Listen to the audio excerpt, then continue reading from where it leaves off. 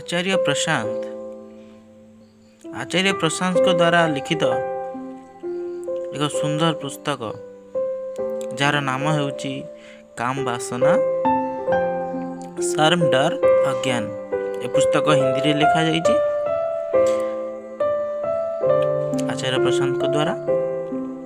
ए पुस्तक लिखिबार पछरे आचार्यंकर जो उद्देश्य अच्छी ता मु तुम मानकु कहिबी।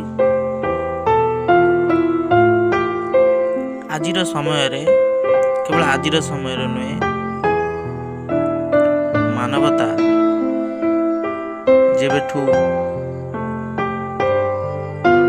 बा मानवतार तार जो चेतना ऊपर को जेबेठू उठलानी सेबे ठारू तो से पशु पक्षी को प्रति जो निष्ठुरता तार अच्छी ता पछर कारण को बुझिया को जाई ए पुस्तक लिखा जाइए। जेपरी पशु पक्षी प्रति एते निष्ठुर भाव रे मनुष्य तार व्यवहार करुछि निश्चित यह प्रमाणित होउछि कि से तार शरीर प्रति मध्य सेतिकी से निष्ठुर। अर्थात पशु पक्षी प्रति जेपरी उद्देश्य रहिबो सेपरी आम शरीर प्रति मध्य आमर व्यवहार ठीक सेपरी रहिबो।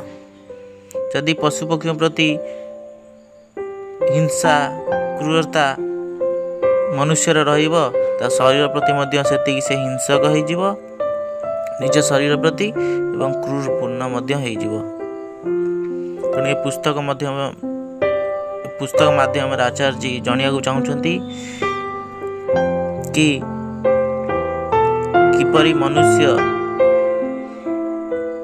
पशु पक्षी प्रति क्रूरता हो चली एवं जार परिणाम स्वरूप से निज शरीर मध्य नष्ट और विकृत कर चलची एवं निज शरीर द्वारा ही से बंधन रे रही एवं निज जीवन को बर्बाद करुछि दुख अशांति रे से दिन काटुछि।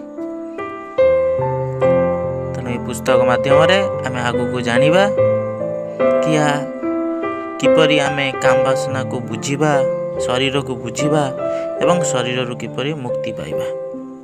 धन्यवाद। जय वेदांत, जय विज्ञान, जय संविधान।